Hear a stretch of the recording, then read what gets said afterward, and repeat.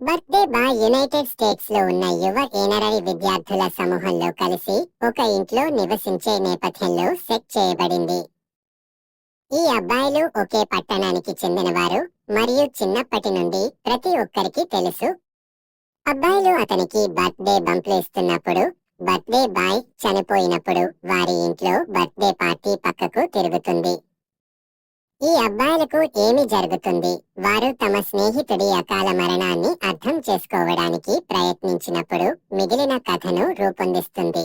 విరూపాక్ష సినిమాతో మంచి గుర్తింపు తెచ్చుకున్న రవికృష్ణ ఈ సినిమాలో కీలక పాత్ర పోషిస్తున్నాడు.